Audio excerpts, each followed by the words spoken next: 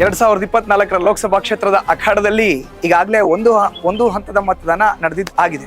ಎರಡನೇ ಹಂತದ ಮತದಾನದ ಪೈಕಿ ಧಾರವಾಡದಲ್ಲಿ ಮತದಾನ ಆಗಬೇಕಾಗಿದೆ. ಇವತ್ತು ನ್ಯೂಸ್ ಫಸ್ಟ್ ಧಾರವಾಡ ಲೋಕಸಭಾ ಕ್ಷೇತ್ರದ ಬಿಜೆಪಿ ಅಭ್ಯರ್ಥಿ ಕೇಂದ್ರ ಸಚಿವರಾಗಿರೋ ಅಂತ ಪ್ರಹ್ಲಾದ್ ಜೋಶಿ ಅವ್ರನ್ನ ಮಾತಾಡಿಸ್ಲಿಕ್ಕೋಸ್ಕರ ಅವ್ರ ಮನೆಗೆ ಬಂದಿದೆ. ಇವತ್ತು ಪ್ರಹ್ಲಾದ್ ಜೋಶಿ ಅವರು ಏನೆಲ್ಲ ಮಾತನ್ನ ಆಡ್ತಾರೆ, ಒಟ್ಟಾರೆ ರಾಜ್ಯದ 28 ಲೋಕಸಭಾ ಕ್ಷೇತ್ರದ ಪೈಕಿ ಬಿಜೆಪಿಯ ಕನಸೇನು, ಪ್ರಧಾನಿ ನರೇಂದ್ರ ಮೋದಿ ಅವರ ಆಪ್ತ ಬಳಗದಲ್ಲಿ ಗುರುತಿಸಿಕೊಂಡಂತ ಪ್ರಹ್ಲಾದ್ ಜೋಶಿ ಏನ್ ಹೇಳ್ತಾರೆ, ಬನ್ನಿ ನೋಡೋಣ.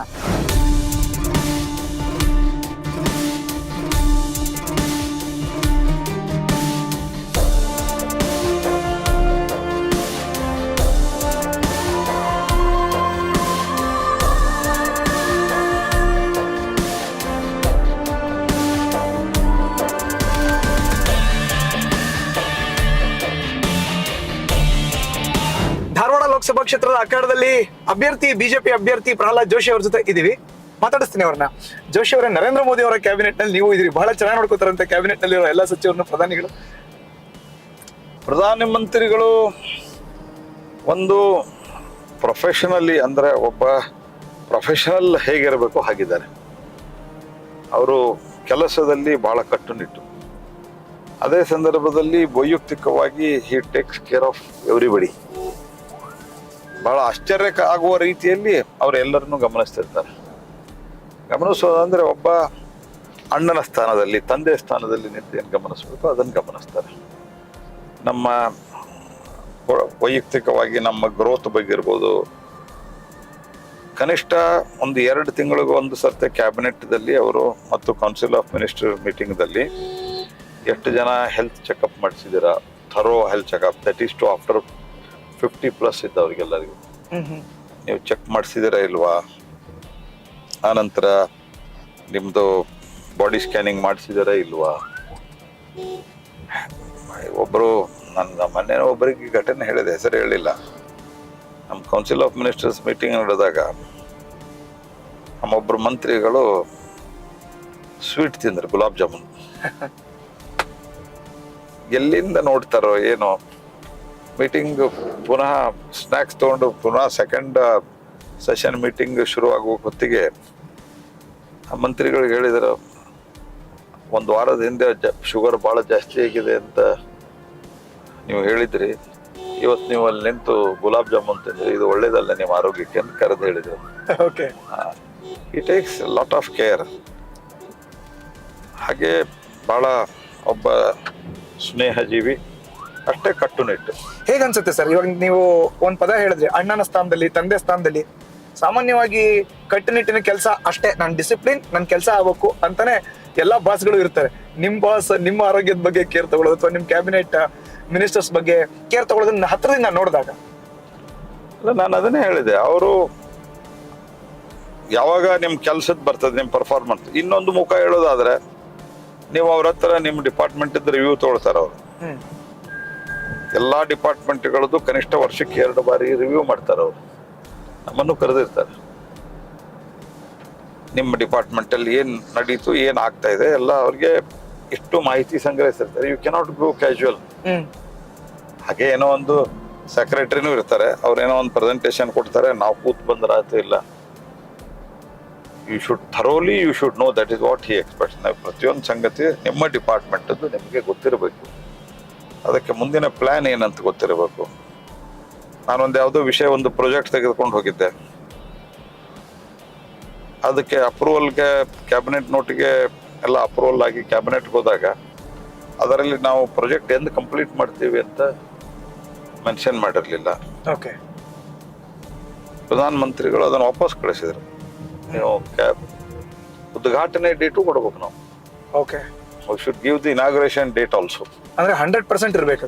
You should be very very thorough. Otherwise ಅದು ಬಹಳ ಕಟ್ಟುನಿಟ್ಟಿರ್ತಾರೆ. ಅದೇ ಸಂದರ್ಭದಲ್ಲಿ ವೈಯಕ್ತಿಕ ವಿಷಯಗಳು ಬಂದಾಗ, ಯಾರ್ದೋ ಮನೆಯಲ್ಲಿ ಏನೋ ತೊಂದರೆ ಆಯ್ತು, ಮತ್ತೊಂದಾಯ್ತು, ತಕ್ಷಣ ಅವರು ಸ್ಪಂದಿಸ್ತಾರೆ. ಹ್ಯೂಮನ್ ಅಪ್ರೋಚ್ ಬಹಳ ಚೆನ್ನಾಗಿದೆ ಅವರು. ಈಗ ಕರ್ನಾಟಕದಲ್ಲಿ 2ನೇ ಹಂತದ ಮತದಾನ ನಡೀತಿದೆ ಸರ್, 14 ಕ್ಷೇತ್ರಗಳಿಗೆ. ತಾವು ಕೂಡ ಒಂದು ಕ್ಷೇತ್ರದ ಅಭ್ಯರ್ಥಿ. ಹೇಗೆ ಅನ್ಸುತ್ತಿದೆ ನಾನು ನೋಡಿದ್ರೆ 14 ಕ್ಷೇತ್ರದ ಜನ ಒಟ್ಟು 10 ವರ್ಷದಲ್ಲಿ ಆದಂತಹ ಅಭಿವೃದ್ಧಿ ಕೆಲಸಗಳು, ಕಾಂಗ್ರೆಸ್ಸಿನ ಎಡಬಿಡಂಗಿಯನ್ನು 10 ವರ್ಷಗಳ ಅಭಿವೃದ್ಧಿ ಕೆಲಸವನ್ನು ನೋಡಿದ್ದಾರೆ, ಕಾಂಗ್ರೆಸ್ಸಿನ ಎಡಬಿಡಂಗಿ ನೀತಿಯನ್ನು ನೋಡಿದ್ದಾರೆ. ರಾಹುಲ್ ಗಾಂಧಿಯನ್ನು ನೋಡಿದ್ದಾರೆ, ನರೇಂದ್ರ ಮೋದಿ ಅವರನ್ನು ನೋಡಿದ್ದಾರೆ. ಹಾಗಾಗಿ ಜನ ತೀರ್ಮಾನ ಮಾಡಿದ್ದಾರೆ, ಒಂದು ದೇಶದ ಹಿತದೃಷ್ಟಿಯಿಂದ ಮೋದಿ ಅವರನ್ನು ತರಬೇಕು. ಎರಡನೇದು, ಇಷ್ಟೆಲ್ಲ ಕೆಲಸಗಳಾಗಿದ್ದಾವೆ, ಪ್ರತಿ ಕ್ಷೇತ್ರದಲ್ಲಿ ಒಂದಿಲ್ಲ ಒಂದು ಪ್ರಮುಖ ಯೋಜನೆ ಆಗಿದೆ, ಜನಸ್ನೇಹ ಒಂದು ಸ್ಕೀಮ್ ಶುರುವಾಗಿದೆ, ಬಡವರ ಪರವಾಗಿರುವಂತಹ ಒಂದು ಪ್ರೋಗ್ರಾಮ್ ಶುರುವಾಗಿದೆ. ಹಾಗಾಗಿ ಜನಕ್ಕೆ ಸಹಜವಾಗಿ ಅನ್ನಿಸ್ತಾ ಇದೆ, ದೇಶದ ಒಟ್ಟಾರೆ ಹಿತದ ದೃಷ್ಟಿಯಿಂದ ಮೋದಿ ಅವರು ಮತ್ತೊಮ್ಮೆ ಬರಬೇಕು. ಅದಕ್ಕೆ ನಮ್ಮ MP ನಾವು ಆರಿಸಿ ಕಳಿಸ್ಬೇಕು. ಕೆಲಸ ಮಾಡಿದಂಥ MP ಗಳು ಅಂತೂ ಏನು ತೊಂದರೆನೇ ಇಲ್ಲ, ಕ್ವೈಟ್ ಕಾನ್ಫಿಡೆಂಟ್. ಈಗ ಕೆಲವೊಬ್ಬರಿಗೆ ಅನಿರೀಕ್ಷಿತವಾಗಿ ಟಿಕೆಟ್ ಸಿಕ್ಕಿರುವಂತ ಪ್ರಸಂಗಗಳು ಕೂಡ ನಡೆದಿದೆ ಸರ್. ಈ ಬಾರಿ ಅಖಾಡದಲ್ಲಿ ಕರ್ನಾಟಕದಿಂದ 3 ಜನ ಮಾಜಿ ಮುಖ್ಯಮಂತ್ರಿಗಳು ಚುನಾವಣೆ ಸ್ಪರ್ಧೆ ಮಾಡ್ತಾರೆ, ಅದ್ರ ಬಗ್ಗೆ ಏನ್ ಹೇಳ್ತೀವಿ? ಈ ರಾಜ್ಯ ರಾಜಕಾರಣದಲ್ಲಿ ಇದ್ದವ್ರಿಗೆ ಕೇಂದ್ರದಲ್ಲಿ ಇವತ್ತು ಅವಕಾಶವನ್ನ ಕೊಟ್ಟರೆ ಅಲ್ಲಿ ಕೇಂದ್ರದಲ್ಲಿ ಪರ್ಫಾರ್ಮ್ ಮಾಡ್ಬೋದು ಅನ್ನೋ ಕಾರಣಕ್ಕೆ ಇಲ್ಲಿ ಅನುಭವ ಆದಂಥವ್ರನ್ನ ಅಲ್ಲಿ ತಗೊಂಡಿದ್ದಾರೆ ಅಷ್ಟೇ. ಅದ್ರಾಗೇನು ಭಾಳ ಹೆಚ್ಚಿನ ಒಂದು ಇದಿಲ್ಲ, ಆದರೆ ಮಹತ್ವ ಇಲ್ಲ.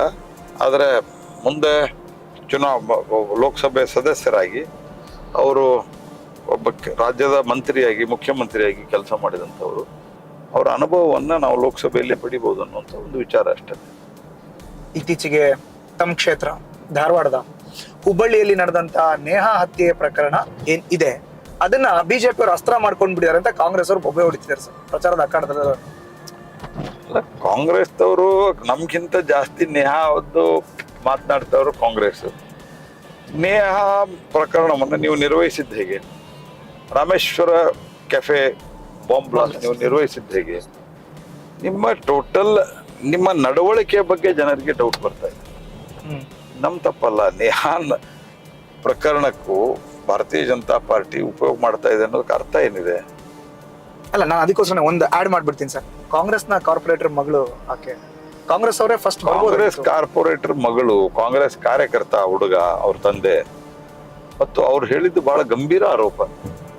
ಮೊದ್ಲಿದ್ದು ಅವ್ರು ನನ್ಗೆ ಹೇಳಿದ್ದು, ಎಲ್ಲ ನಿಮ್ಮ ಟಿವಿ ಸಹಿತ ಎಲ್ಲ ಟಿವಿಯಲ್ಲಿ ಬಂದಿದೆ, ಜೋಶಿ ಅವರೇ ನ್ಯಾಯ ಸಿಕ್ಕರೆ ನಿಮ್ಮಿಂದನೇ ಅಂತ ಹೇಳಿದ್ದಾರೆ.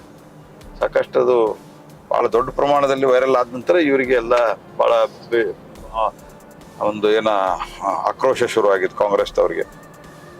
ಎರಡನೇದು ಅವ್ರು ಹೇಳಿದ್ದು, ನನ್ನ ಮಗಳಿಗೆ ಮತಾಂತರ ಆಗಕ್ಕೆ ಒತ್ತಾಯ ಮಾಡಿದ್ರು ಅಂತ. ಓಕೆ, ಅವ್ರ ಸ್ಟೇಟ್ಮೆಂಟ್ ಇದೆ. ಹೌದು. ಅದಕ್ಕೆ ಅವಳು ಲಿಂಗ ಪೂಜೆ ಮಾಡಲಾರದೆ ಅವಳು ನೀರು ಸಹಿತ ಕುಡಿತಿರ್ಲಿಲ್ಲ. ಹಾಗಾಗಿ ಅವಳು ಮತಾಂತರ ಆಗೋ ಪ್ರಶ್ನೆನೇ ಇರಲಿಲ್ಲ. ಅದಕ್ಕೆ ಅವಳನ್ನ ಕೊಲೆ ಮಾಡಿದ್ರು. Is it not A serious matter? Of course. ಸ್ವಲ್ಪ ಸೆನ್ಸಿಟಿವ್ನೆಸ್ ಇರ್ಬೇಕಲ್ಲ ರಾಜಕಾರಣದಲ್ಲಿ ಇರೋರಿಗೆ, ಅದರಲ್ಲೂ ಅಧಿಕಾರದಲ್ಲಿ ಇರೋರಿಗಂತೂ ಬಹಳ ಸೆನ್ಸಿಟಿವ್ನೆಸ್ ಇರಬೇಕು. ಜನ ನಮ್ಮ ಬಗ್ಗೆ ಏನು ಭಾವಿಸ್ತಾರೆ, ಅವ್ರ ಕಷ್ಟ ಏನೋ, ಅವ್ರದ್ದು ಇದೇನು ತಿಳ್ಕೊಬೇಕಲ್ಲ. ಒಂದು ಮಗು ಸತ್ತೋಗಿದೆ ರೀ. ಇಷ್ಟು ಬೇಜವಾಬ್ದಾರಿಯಿಂದ ನಡ್ಕೊಳ್ಳೋದು ಕಾಂಗ್ರೆಸ್ ಪಾರ್ಟಿ, ನೀವು ಸರ್ಕಾರ ಇದು ನಡ್ಕೊಂಡದ್ದಕ್ಕೆ ಬಿಜೆಪಿ ಏನ್ ಮಾಡಿಲ್ಲ. ನಿಮ್ಗೆ ನಾ ಇವತ್ತು ಹೇಳ್ತಾ ಇದ್ದೇನೆ, ನಾವಲ್ಲೇ ಹೋದ್ವಿ, ಭೇಟಿ ಮಾಡಿದ್ವಿ, ಎಲ್ಲ ಮಾಡಿದ್ದು ಬಿಟ್ರೆ ಉಳಿದದ್ದು ಎಲ್ಲವನ್ನು ಜನ ಮಾಡಿದ್ದಾರೆ. ಜನ ಇಷ್ಟು ಓತಪ್ರೋತವಾಗಿ ಹೊರಗಡೆ ಬಂದ್ರು. ಯಾಕಂದ್ರೆ ಜನರಿಗೆ ಅನ್ನಿಸ್ತಾ ಇದೆ, ನಮ್ಮ ಪರಿಸ್ಥಿತಿ ಏನಪ್ಪ ಮುಂದೆ, ನಮ್ಮ ಮಕ್ಕಳು ಹೇಗೆ ಕಾಲೇಜ್ಗೆ ಹೋಗ್ಬೇಕು. ಕಾಂಗ್ರೆಸ್, ಯಾಕಂದ್ರೆ ನಿಮ್ಮ ಟ್ರ್ಯಾಕ್ ರೆಕಾರ್ಡ್ ನೋಡಿ ನೀವು, you see the track record of the Congress party. ಅವ್ರೇನ್ ಮಾಡಿದ್ರು? Rameshwara cafe cylinder blast. Correct. ಅಂದ್ರೆ ಅಲ್ಲಿಗೆ ಇನ್ನೊಬ್ರು ಉಪಮುಖ್ಯಮಂತ್ರಿಗಳು ಬಿಸಿನೆಸ್ ಸ್ಪರ್ಧೆಯಲ್ಲಿ ಇನ್ನೊಬ್ಬರು ಪ್ರತಿಸ್ಪರ್ಧಿಗಳು ಮಾಡಿದ್ದಾರೆ ಅಂತ ಕಾಂಪಿಟೇಷನ್ ಇದೆ. ಕಾಂಪಿಟೇಷನ್ ನೀವು ಅಲ್ಲೇ ಮುಚ್ಚಾಕಕ್ಕೆ ಪ್ರಯತ್ನ ಮಾಡಿದ್ರಿ. NIAದವ್ರು ತಗೊಂಡ್ರಂತ ಹೊರಗಡೆ ಬಂದ್ ಸತ್ಯ. ಅದಾದ ನಂತರ ನೀವು ಹನುಮಾನ್ ಚಾಲೀಸ ವಿಷಯದಲ್ಲಿ ಹೆಂಗೆ ನಡ್ಕೊಂಡ್ರಿ? ನೀವು DJ ಹಳ್ಳಿ KG ಹಳ್ಳಿ ಕೇಸ್ದಲ್ಲಿ ಹೇಗೆ ನಡ್ಕೊಂಡ್ರಿ? ಬಂದ ತಕ್ಷಣ ಪತ್ರ ಬರೀತಿರಲ್ರಿ ನೀವು, ಅವ್ರ ಅಮಾಯಕರಂತ. ನಿಮಗೆ ಗೊತ್ತ ಅವ್ರ ಅಮಾಯಕರಾಗಿದ್ದಾರೆ. ಈ ದೇಶದಲ್ಲಿ ಕೋರ್ಟ್ಗಳು ಹೈಕೋರ್ಟ್ಗೆ ಹೋಗಿದ್ದಾರೆ, ಸುಪ್ರೀಂ ಕೋರ್ಟ್ಗೆ ಹೋಗಿದ್ದಾರೆ, ನಮ್ಗೆ ಬೇಲ್ ಬೇಕು ಅಂತ ಯಾಕೆ ಕೊಡ್ಲಿಲ್ಲ? ಅವಾಗ ನೀವು ಅಮಾಯಕರಂತ ಯಾವ ಆಧಾರದ ಮೇಲೆ ಬರೆದ್ರಿ? ನೀವು ಹುಬ್ಬಳ್ಳಿಯಲ್ಲಿ ಪೊಲೀಸ್ ಕಮಿಷನರ್ ಸಹಿತ ಆಗಿ ಎಲ್ಲರನ್ನೂ ಸುಟ್ಟು ಹಾಕ್ಬೇಕಂತ ಮಾಡಿದ್ರು. ಕರೆಕ್ಟ್. PFI ಜೊತೆಗೆ ಸಂಪರ್ಕ ಇದೆ. ಅವ್ರನ್ನ ನೀವು ಬೇಲ್ ಮೇಲೆ ಬಿಡುಗಡೆ ಮಾಡ್ಬೇಕಂತ ಮೊದಲು ಬರೀತೀರಿ, 3 ತಿಂಗಳಿಗೆ ಬೇಲ್ ಆಗತ್ತೆ. ಏನ್ ಅಂದ್ಕೋಬೇಕು? ನಿಮ್ಮ ಟ್ರ್ಯಾಕ್ ರೆಕಾರ್ಡ್ ನೋಡಿ ಜನ ಬೀದಿ ಮೇಲೆ ಬಂದಿದ್ದಾರೆ. ಹಿಂದೂಗಳಿಗೆ ಅನ್ನಿಸ್ತಾ ಇದೆ, ಸಿದ್ದರಾಮಯ್ಯ ಅವ್ರ ಸರ್ಕಾರದಲ್ಲಿ, ಕಾಂಗ್ರೆಸ್ ಸರ್ಕಾರದಲ್ಲಿ ನಾವು ಸುರಕ್ಷಿತವಾಗಿ ಇರೋದಕ್ಕೆ ಸಾಧ್ಯವಿಲ್ಲ. ಕೇಂದ್ರ ಸಚಿವರಾಗಿ ಕಾನೂನು ಸುವ್ಯವಸ್ಥೆ ಬಗ್ಗೆ ಕಳೆದ 11 ತಿಂಗಳಲ್ಲಿ ನಿಮ್ಗೆ ಎಷ್ಟು ಬೇಸರ ಇದೆ ಸರ್? ಬಹಳ ಬೇಸರ ಇದೆ, ಮತ್ತು ಜನರ ಜೀವದ ಜೊತೆಗೆ ಚೆಲ್ಲಾಟವನ್ನ ಕಾಂಗ್ರೆಸ್ ಪಾರ್ಟಿ ಆಡ್ತಾ ಇದೆ. ಈ ಉಡಾಫೆ ಮತ್ತು ಅಪೀಸ್ಮೆಂಟ್ ಏನಿದೆ ಅಲ್ಲ, ಇದರ ವಿರುದ್ಧ ಜನ ಎದ್ದಿದ್ದಾರೆ. ಮತ್ತು ಇಂಥ ಒಂದು ಭೀಕರ ಕೊಲೆ ಆದಾಗ ನಾವು ನಮ್ಮ ಪಕ್ಷದ ಪ್ರಮುಖರು ಬಂದಾಗ ಅಲ್ಲಿ ಭೇಟಿ ಕೊಟ್ಟಿದ್ದಾರೆ. ಏನ್ ತಪ್ಪಿದೆ? ಕರೆಕ್ಟ್. ನಾವು ಸಿದ್ದರಾಮಯ್ಯ ಅವ್ರಿಗೆ ಹೋಗ್ಬೇಡ ಅಂತ ಹೇಳಿದ್ವಾ? ಡಿ.ಕೆ. ಶಿವಕುಮಾರ್ ಹೋಗ್ಬೇಡ ಅಂತ ಹೇಳಿದ್ವಾ? ಎಲ್ಲಿ ಬೇಕಾದಲ್ಲಿ ಸ್ಪೆಷಲ್ ಫ್ಲೈಟ್ ತಗೊಂಡು ಹೋಗ್ತಾರೆ. ತಕ್ಷಣ ಬಂದು ಏನಪ್ಪ ನಮ್ಮ ಕಾರ್ಪೊರೇಟರ್ ಇದ್ದಾರೆ, ಮಾತಾಡ್ಕೊಂಡು ಹೋಗ್ಬೇಕು ಅಂತ ನೀವು ಮಾತಾಡಿ ಮಾಡಿದ್ರೆ ಇದೆಲ್ಲ ಈ ಸಮಸ್ಯೆ ಆಗ್ತೈತಾ? ಕನಿಷ್ಠ ಸೌಜನ್ಯಕ್ಕೆ ಸಾಂತ್ವನ ಕೂಡ ಏನು ಹೇಳಿಲ್ಲ. ಮುಖ್ಯಮಂತ್ರಿ ಫೋನ್ ಮಾಡಿಲ್ರಿ. ನಾನು ಒಬ್ಬ ಕೇಂದ್ರದ ಮಂತ್ರಿ, ಆ ಲೆಕ್ಕಕ್ಕೆ ಆಯಾ ರಾಜ್ಯದಲ್ಲಿ ಮುಖ್ಯಮಂತ್ರಿಗೆ ಎಷ್ಟು ಸ್ಥಾನ ಇರ್ತದೆ, ಕೇಂದ್ರದಲ್ಲಿ ಅದೇ ಒಂದು ಆರ್ಡರ್ ಆಫ್ ಪ್ರೆಸಿಡೆಂಟ್ದಲ್ಲಿ ಕೇಂದ್ರ ಮಂತ್ರಿಗೆ ಸ್ಥಾನ ಇರ್ತದೆ. ನಮ್ಮ ಕ್ಷೇತ್ರದಲ್ಲಿ ಇರ್ಬೋದು, ನಮ್ಮ ರಾಜ್ಯದಲ್ಲಿ ಇರ್ಬೋದು, ಯಾವುದಾದ್ರೂ ಈ ದುರ್ಘಟನೆ ಆದರೆ ನಾನು ತಕ್ಷಣ ಡೆಲ್ಲಿಯಲ್ಲಿ ಇರಲಿ, ಎಲ್ಲೆಲ್ಲ ಇರಲಿ, ನಾನು ಫೋನ್ ಮಾಡ್ತೀನಿ. ನೀವು ಯಾಕೆ ಮಾಡಲಿ? ಅದು ನಿಮ್ಮ ಪಕ್ಷದ ಕಾರ್ಯಕರ್ತ. ಹಾಗಾಗಿ ಜನರಿಗೆ ನಿಮ್ಮ ವರ್ತನೆಯಿಂದ ಜನರೇ ಬೇಸತ್ತಿದ್ದಾರೆ.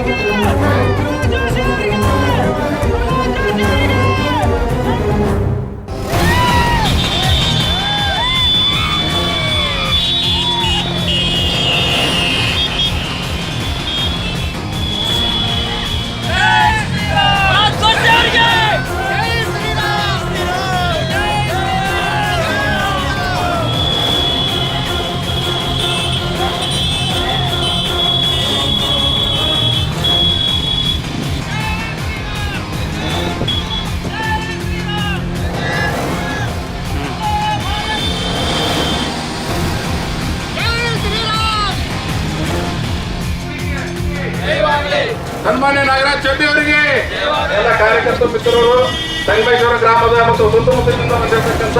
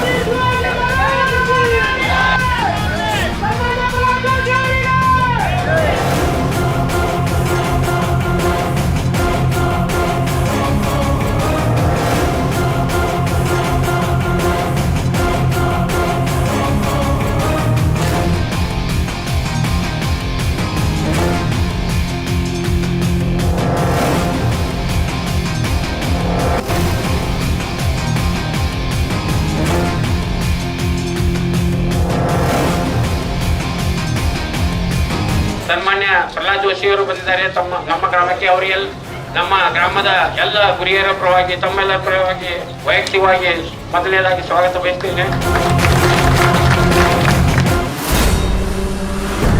ಅಧಿಕ ಮತವನ್ನು ನೀಡಿ ಸನ್ಮಾನ್ಯ ಪ್ರಹ್ಲಾದ್ ಜೋಶಿ ಸಾಹೇಬರಿಗೆ ಬಿಜೆಪಿಗೆ ತಾವು ಆಶೀರ್ವಾದ ಮಾಡ್ಬೇಕಂತ ಹೇಳಿ ತಮ್ಮಲ್ಲಿ ಕಳಕಳಿಯಿಂದ ವಿನಂತಿ ಮಾಡ್ತೇವೆ.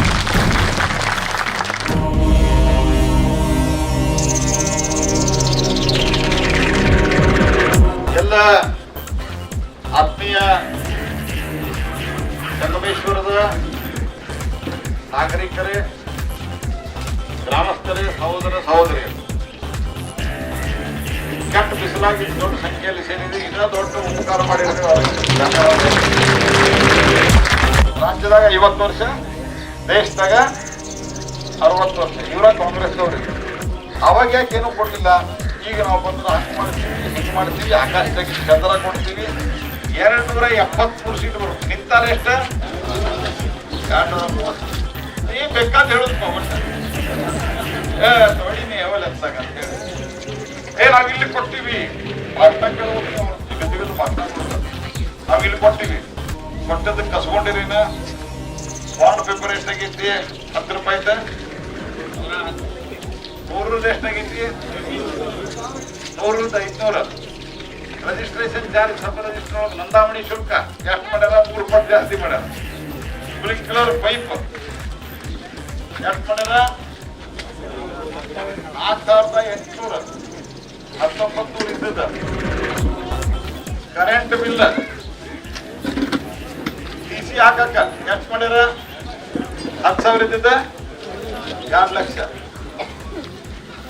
ಆಮೇಲಿಂದ ಉತ್ತಾರ 10 ರೂಪಾಯಿ ಇದ್ದಿದ್ದ 25 ಆಮೇಲಿಂದ ಹಾಲಿನ ರೇಟ್ ಎಷ್ಟು ಮಾಡ್ಯಾರ ಹಾಲಿನ ರೇಟ್ ಎಷ್ಟು ಮಾಡ್ಯಾರ 4 ರೂಪಾಯಿ ಜಾಸ್ತಿ ಮಾಡ್ಯಾರ ನಿಮಗೆ 4 ರೂಪಾಯಿ ಕೊಡೋದು ಬಂದ್ ಮಾಡ್ಯಾರ ಸಬ್ಸಿಡಿ ಬಂದ್ ಆಮೇಲಿಂದ ಎಣ್ಣೆ ಒಂದು ಜಾಸ್ತಿ ಮಾಡ್ಯಾರ ಯಾವ ಎಣ್ಣೆ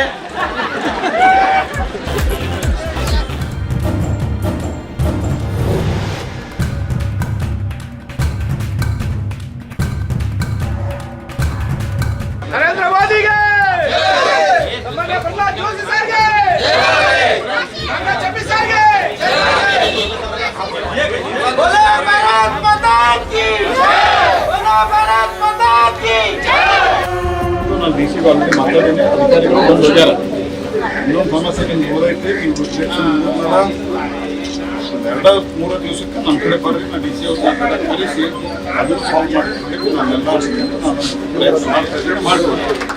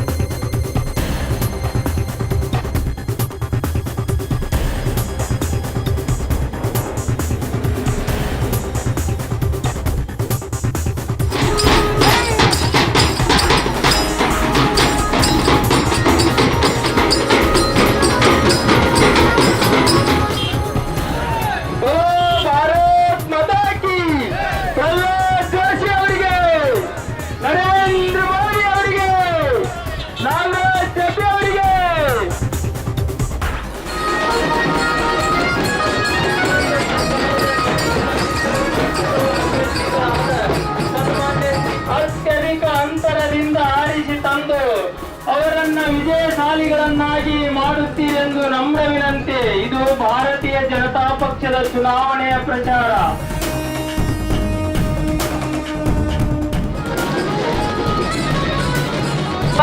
ಅವರ ಕಮಲ ಗುರುತಿಗೆ ಕೊಟ್ಟು ದೇಶಕ್ಕೆ ಮೋದಿಯವರು, ಧಾರವಾಡಕ್ಕೆ ಜೋಶಿಯವರು.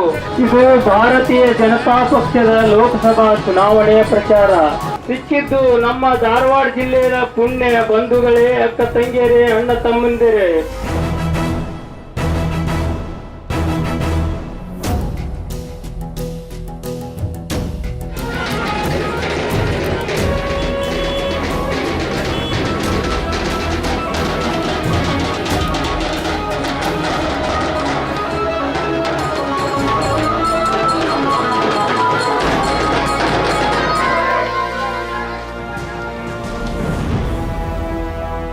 ಬಹಳ ಸರಳ ಸಜ್ಜನ ರಾಜಕಾರಣಿಗಳು, ಬಡವರ ಬಗ್ಗೆ ಕಳಕಳಿ ಉಳ್ಳವರು, ಹಳ್ಳಿಗಳ ಜನರ ಮೇಲೆ, ರೈತರ ಮೇಲೆ ಪ್ರೀತಿ ಉಳ್ಳವರು. ಸರ್, ನಿಮ್ಮ ಪಕ್ಕದ ಜಿಲ್ಲೆ ಹಾವೇರಿ, ಅಲ್ಲಿರೋ ಉಸ್ತುವಾರಿ ಸಚಿವರು ಹೇಳ್ತಾರೆ ರೈತರು ಸತ್ರೆ ಪರಿಹಾರಕ್ಕೋಸ್ಕರ ಆತ್ಮಹತ್ಯೆ ಮಾಡ್ಕೊಂಡ್ರು ಅಂತ ಬರೆಸ್ತಾರೆ ಅಂತ. ನಿಮ್ ಜಿಲ್ಲೆ ಸಚಿವರು ಹೇಳ್ತಾರೆ, ಉಸ್ತುವಾರಿ ಸಚಿವರು, ಇಲ್ಲ ಬಿಡ್ರಿ ಈ ತರದ್ ಬೇಕಾದಷ್ಟು ಕೇಸ್ಗಳಾಗುತ್ತೆ ಅಂತ. ಸಚಿವರು, ಮುಖ್ಯಮಂತ್ರಿ, ಉಪಮುಖ್ಯಮಂತ್ರಿ, ಇಡೀ ಕ್ಯಾಬಿನೆಟ್ ರಾಜ್ಯದ್ದು ಸಮನ್ವಯತೆ ಇಲ್ಲ ಅಂತ ಅನ್ಸುತ್ತೆ. ಸಮನ್ವಯತೆ ಅನ್ನೋದಕ್ಕಿಂತ ಎಲ್ಲರೂ ಒಂದೇ ರೀತಿಯಾದಂಥ ಮೆಂಟ್ಯಾಲಿಟಿಯವರು ಇದ್ದಾರೆ. ಜನರ ಜೀವಕ್ಕೆ ಬೆಲೆ ಇಲ್ಲ, ಅದರಲ್ಲಿ ಹಿಂದೂಗಳ ಜೀವಕ್ಕಂತೂ ಏನೇನೂ ಬೆಲೆ ಇಲ್ಲ. ಆಸ್ತಿ ಅವರು ಈ ಥರದ ಘಟನೆಗಳಾಗ್ತಾ ಇರ್ತವೆ ಅಂತ ಲಾಡ್ ಅವ್ರು ಹೇಳಿದ್ದು ಎಷ್ಟು ಇನ್ಸೆನ್ಸಿಟಿವ್ನೆಸ್ ಅದು. ವೋಟ್ ಬ್ಯಾಂಕ್ ಸಂಬಂಧ ಇದನ್ನೆಲ್ಲ ಮಾಡ್ತಾರೆ. They do it purely for the vote bank. ನಾವು ಹೀಗೆ ಮಾಡಿದರೆ ಮುಸಲ್ಮಾನರು ನಮಗೆ ವೋಟ್ ಹಾಕ್ತಾರೆ ಅಂತ. ಮತದಾನ ಆಗಕ್ಕೂ ಮುಂಚೆ 2 ಕ್ಷೇತ್ರದಲ್ಲಿ ಬಿಜೆಪಿ ಗೆಲುವು ಸರ್. ಈ ದೇಶದಲ್ಲಿ ವಾತಾವರಣ ಬಹಳ ಉತ್ತಮವಾಗಿದೆ. ಈ 2ರ ಜೊತೆಗೆ ನಾವು ಕನಿಷ್ಠ ಇನ್ನ NDA ಸಚ್ 400 ಸೀಟ್ಗಳನ್ನ ನಾವು ಗೆಲ್ತೀವಿ. ಅದೇ 400ಕ್ಕೂ ಹೆಚ್ಚು ಅಂತ ಹೇಳಿದ್ದಾರೆ ಪ್ರಧಾನಿ. ಹೌದು ಸರ್, ಮತ್ತೊಂದ್ ಕಡೆ ದೊಡ್ಡ ಪ್ರಮಾಣದಲ್ಲಿ ಸದ್ ಮಾಡ್ತಿರುವಂತ ಪ್ರಜ್ವಲ್ ರೇವಣ್ಣರ ಪ್ರಕರಣ ಸರ್. ಅವರು ನೋಡಿ, ರಾಜ್ಯ ಕಾಂಗ್ರೆಸ್ ಪಾರ್ಟಿ ಇದು ಅಪೋಸಿಷನ್ ಪಾರ್ಟಿ ಒಬ್ಬ MP ಸಂಬಂಧಿಸಿದಂತ ಕೇಸ್ ಇರೋದ್ರಿಂದ ಅವರು CBI ಕೊಡೋದು ಬಿಟ್ಟದ್ದು ಅವ್ರ ನಿರ್ಣಯ. ಬಟ್ ಏನ್ ತನಿಖೆ ಮಾಡ್ತಾರೆ ಕಟ್ಟುನಿಟ್ಟಾಗಿ ಮಾಡಿ. ಇನ್ನೊಂದ್ ಸರ್ತಿ ಇನ್ನೊಬ್ರು ಇದನ್ನ ಮಾಡಬಾರ್ದು, ಆ ರೀತಿಯಾದಂತ ಶಿಕ್ಷೆ ಆಗ್ಬೇಕು. ನಿಮ್ಮ ಪಕ್ಕದ ಜಿಲ್ಲೆಗೆ DCM ಬರ್ತಾರೆ, ನೇರವಾಗಿ ಹೇಳ್ತಾರೆ JDS ಕುಮಾರಸ್ವಾಮಿ ಕೊಡೋ ಸ್ಟೇಟ್ಮೆಂಟ್ ನಮ್ಮ ಮುಖ್ಯ ಅಲ್ಲ, ಬಿಜೆಪಿ ಅವರು ಹೇಳಿ ಇದಕ್ಕೆ ಸ್ಟೇಟ್ಮೆಂಟ್ಗೆ ಉತ್ತರ. ನಾನು ಕಾಂಗ್ರೆಸ್ ಪಾರ್ಟಿ ಕೇಳಲಿಕ್ಕೆ ಬಯಸ್ತೇನೆ, ಈ ವಿಡಿಯೋಗಳು ಇದು ಯಾವಾಗಿಂದ ಒಂದು ಮೊದಲು ಪತ್ತೆ ಹಚ್ಚ್ರಿ. 5 ವರ್ಷದಿಂದ ವಿಡಿಯೋ ಇಲ್ವಾ ಅದರಲ್ಲಿ? 5 ವರ್ಷದಿಂದ ನೀವ್ ಯಾಕೆ ಅವ್ರಿಗೆ ಮುಖ್ಯಮಂತ್ರಿ ಮಾಡಿ? ನಾವೇನೋ ಒಂದು 3 ಸೀಟ್ ಕೊಟ್ಟಿದ್ವಪ್ಪ, ನೀವ್ ಯಾಕೆ ಅವರಿಗೆ ಮುಖ್ಯಮಂತ್ರಿ ಮಾಡಿದ್ರಿ? ಈ ಹುಡುಗನ ಯಾರ ಮೇಲೆ ಆರೋಪ ಇದೆ, ಅವರ ತಂದೆಯನ್ನ ನೀವು PWD ಮಂತ್ರಿ ಮಾಡಿದ್ರಿ. ಈ ಹುಡುಗನನ್ನ MP ಮಾಡಿದ್ದೆ ನೀವು, ನಾವು ಮಾಡಿದ್ವಾ? ಈಗೇನು MP ಇದಾನ ಆತ, ಅದು ನಿಮ್ ತೀರ್ಮಾನ, ಅದು ನಿಮ್ದದು. ನಮಗೇನ್ ಹೇಳ್ತೀರಿ? ಬಿಜೆಪಿ ಅವರಿಗೆ ಶಿವಕುಮಾರ್ ಹೋಗಿ ಭಾಷಣ ಮಾಡಿದ್ರಿ ನೀವು, ಪ್ರಜ್ವಲನ್ನ ಗೆಲ್ಲಿಸಿ ಅಂತ. ಮಿಸ್ಟರ್ DK ಶಿವಕುಮಾರ್ ವಿಡಿಯೋ ಇವತ್ತಿಂದಲ್ಲ, ಏನೇನೋ ಬಾಲಿಶವಾಗಿ ಸ್ಟೇಟ್ಮೆಂಟ್ ಕೊಡ್ಬೇಡ್ರಿ ಶಿವಕುಮಾರ್ ಅವ್ರೆ. ಮತ್ತೆ ಯಾಕೆ FIR ಯಾಕೆ ಡಿಲೇ ಮಾಡಿದ್ರಿ? ಸಿದ್ದರಾಮಯ್ಯ ಕೇಳ್ರಿ DK ಶಿವಕುಮಾರ್ ಅವ್ರೆ, FIR ಯಾಕೆ ಡಿಲೇ ಮಾಡಿದ್ರೆ ಒಂದು ಸ್ವಲ್ಪ ಹೇಳಂತ ಹೇಳ್ರಿ. Siddaramaiah owes a reply to this state. ಜನರಕ್ಕೆ ಉತ್ತರ ಕೊಡ್ಬೇಕು ನೀವು. ಮತ್ತು ನಮಗೆ ಹೇಳ್ತಾರೆ ನಮ್ಮ ಜೊತೆಗಿದ್ದಾರ, ನಿಮ್ಮ ಜೊತೆಗಿದ್ದಾಗಿಂದ ವಿಡಿಯೋ ಇದೆಯಲ್ಲ, ಅವಾಗ ನೀವ್ ಯಾಕೆ ಮಾಡಿದ್ರಿ? ಅದಕ್ಕಿಂತ 5 ವರ್ಷ ಮೊದಲು ನಿಮ್ ಸರ್ಕಾರ ಇತ್ತು, ನಿಮ್ ಕಡೆ ಇಂಟೆಲಿಜೆನ್ಸ್ ರಿಪೋರ್ಟ್ ಇರಲಿಲ್ವಾ? ಇವತ್ತು ಇಂಟೆಲಿಜೆನ್ಸ್ ರಿಪೋರ್ಟ್ ಅಂತ ಮಾತಾಡ್ತಿರಲ್ರಿ, ನಾಚಿಕೆ ಮಾನ ಮರ್ಯಾದೆ ಇದೆಯಾ ನಿಮ್ಗೆ? ಅವ್ರು ಮಾಡಿದ್ದಾರೆ ಅಂತ ಅನ್ನುವಂಥದ್ದು ಸಿದ್ಧಗೊಂಡ್ರೆ ಯಾವ ಮುಲಾಜಿಲ್ದನೂ ಕ್ರಮ ಕೈಗೊಳ್ಬೇಕು. ನಾನು ಈಗ ನಿಮ್ಮ ಇಂಟರ್ವ್ಯೂದಲ್ಲೇ ಹೇಳಿದೆ, ಸಾರ್ವಜನಿಕ ಬದುಕಿನಲ್ಲಿದ್ದಂತಹ ನಾವು ಅತ್ಯಂತ ಸ್ವಚ್ಛವಾಗಿರ್ಬೇಕು. ಇದನ್ನು ಬಹಳ ವಿಶ್ವಾಸದಿಂದ ಹೇಳ್ತಾ ಇದ್ದೇನೆ. ಯಾಕಂದ್ರೆ ನಮ್ಮನ್ನ ಜನ ಇವರು ನಮ್ಮ ನಾಯಕರು ಅಂತ ನೋಡ್ತಾರೆ. ನಾವು ಈ ರೀತಿ ಚಿಲ್ಲರೆ ಪಲ್ಲರೆ ಕೆಲಸ ಮಾಡಿದ್ರೆ ಜನ ಯಾರನ್ನ ನಂಬಬೇಕು? Correct sir, correct. ಇದರಲ್ಲಿ ನಾವು ಅತ್ಯಂತ ಕಟ್ಟುನಿಟ್ಟಾಗಿರ್ಬೇಕು. ನಾವು ಜನರಿಗೆ ನಮ್ಮನ್ನ ನೋಡ್ತಾರೆ ಜನ, ನಮ್ಮಂತೆ ಮುಂದಿನ ಪೀಳಿಗೆ ಬೆಳೀತದೆ. ನಮ್ಮನ್ನ ನೋಡಿ ನಾವು ನಾಯಕರಾಗ್ಬೇಕಂತ ಅಂದ್ಕೊಳ್ತಾರೆ. ಯಾರು ರಾಜಕಾರಣಕ್ಕೆ ಬರ್ತಾರೆ ಇಂಥದ್ದಾದ್ರೆ? ರಾಜಕೀಯ ವ್ಯಕ್ತಿಗಳ ಮನೆಗೆ ಯಾರೋ ಹೆಣ್ಮಕ್ಳು ಹೋಗಲ್ಲ ನಾಳೆ. This is too much. I am pained. ನನಗೆ ಬಹಳ ನೋವಾಗಿದೆ ಈ ಘಟನೆ ನೋಡಿದ ನಂತರ. ಅವ್ರೇನು ಹೇಳ್ತಾರೆ, ನೀವು ರಾಜಕೀಯವಾಗಿ ಉಪಯೋಗ ಮಾಡೋಕೆ ಪ್ರಯತ್ನ ಮಾಡ್ತಾ ಇದ್ದಾರೆ. ಇದನ್ನ ಗಂಭೀರವಾಗಿ ತೆಗೆದುಕೊಟ್ರಿ. ಈ ಪ್ರಕರಣ ರಾಜಕೀಯಕ್ಕೆ ಉಪಯೋಗ ಮಾಡಬೇಡ್ರಿ. It is A very serious matter. Sir, ನನಗೊಂದು ಕುತೂಹಲ ಇದೆ. ಈಗ ಕಳೆದ 5 ವರ್ಷದ ಹಿಂದೆ ಅವರೇ ಪ್ರಜ್ವಲ್ ರೇವಣ್ಣರ ಪರ ನಿಂತು ಮತವನ್ನ ಕೇಳಿದ್ರು. ಈಗ NDA ಅಭ್ಯರ್ಥಿಯಾಗಿ ಅವ್ರು ಕಣಕ್ಕಿಳಿದಿದ್ದಾರೆ. ಈಗ ಒಂದ್ ವೇಳೆ ಅವ್ರು ಎಲೆಕ್ಟ್ ಆದ್ರು, ಹೇಗಿರುತ್ತೆ ಸರ್ ಕ್ರಮ? ಈಗ ಪ್ರಜ್ವಲ್ ರೇವಣ್ಣರೇ ಆಯ್ಕೆಯಾಗಿ ಬಂದ್ರು ಹಾಸನದಿಂದ, ಹೇಗೆ? ಆಯ್ಕೆ ಆಗೋದಕ್ಕೂ ಒಂದ್ಸರ್ತಿ ಅವರಿಗೆ ಅವರ ಮೇಲೆ ಆರೋಪ ಸಿದ್ದಾಗಿ ಅವ್ರೇನಾದ್ರು 2 ವರ್ಷ ಶಿಕ್ಷೆ ಆದ್ರೆ ಅವ್ರ MP ಸೀಟ್ ಹೋಗತ್ತೆ ಅಷ್ಟೇ. ಸರ್, 3 ಜನದ ಬಗ್ಗೆ ಕೇಳಬೇಕು ಸರ್, ಒಂದೊಂದು ವರ್ಡ್ ಅಲ್ಲಿ ಹೇಳೋದಾದ್ರೆ. ಪ್ರಧಾನಿ ನರೇಂದ್ರ ಮೋದಿ, ನನ್ನ ಪ್ರಕಾರ ಅವರೊಬ್ಬ ಪರ್ಫೆಕ್ಷನಿಸ್ಟ್. HD ದೇವೇಗೌಡರು ಸರ್, ಒಬ್ಬ ಶ್ರಮಜೀವಿ. BS ಯಡಿಯೂರಪ್ಪ, ಅತ್ಯಂತ ಶ್ರಮಜೀವಿ. Thank you sir. I wish you all the best of luck. ಇದು ಒಟ್ಟಾರೆ ಪ್ರಹ್ಲಾದ್ ಜೋಶಿ ಅವರ ಮಾತು. ಅವರು ಎಷ್ಟು ಕ್ಷೇತ್ರದಲ್ಲಿ ಕಂಟೆಸ್ಟ್ ಮಾಡಿದ್ದಾರೆ ಅನ್ನೋದನ್ನ ನೋಡಿ ದೇಶದ ಅಭಿವೃದ್ಧಿಗೆ ಮೋದಿಗೆ ಮತ ಕೊಡಿ ಅನ್ನೋ ಒಂದು ಮಾತುಗಳನ್ನ ಹೇಳಿದ್ದಾರೆ. ಕ್ಯಾಮರಾ ಪರ್ಸನ್ ಮಧು ಜೊತೆ ಮಧುಸೂದನ್, ನ್ಯೂಸ್ ಫಸ್ಟ್ ಕನ್ನಡ, ಧಾರವಾಡ.